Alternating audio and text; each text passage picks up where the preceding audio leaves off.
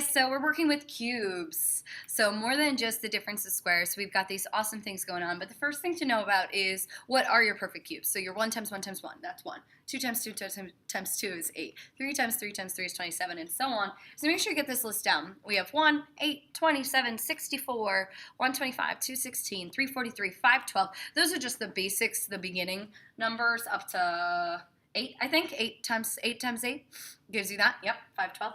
So the sum of cubes, here's the rule in blue.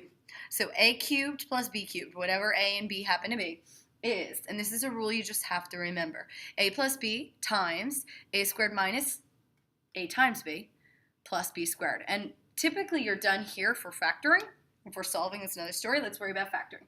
So for number 7, you have x cubed plus 27. So you need to turn it into a cubed plus b cubed, right? So that it looks the same. Well, x cubed is set up. 27, got to change that. What times what times what is 27? So 3 cubed. So you know your a is x and your b is 3.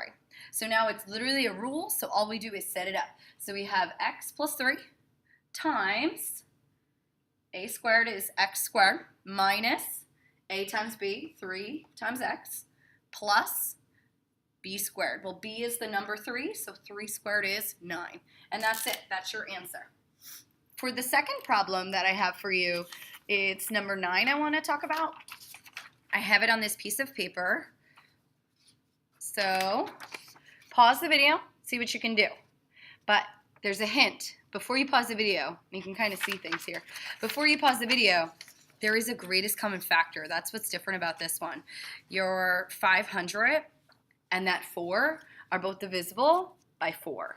So your very first step is you got to divide each by 4. And remember, with greatest common factor, it goes up front.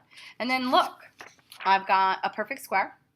I've got a perfect square, and I've got a perfect square. So it's the sum of 2 squares. So then same setup. So I got to think about what cubed, 5 cubed is 125, a cubed is a cubed, 1 cubed is 1. So that means I know my a, it's 5a, and I know my b, it's 1. So literally I just set it up into that equation, into that formula. 4 stays outside, 5a plus 1, and then I have to square this, so 25a squared plus 5 times a, I'm sorry, 1 times 5a, same thing, 5a.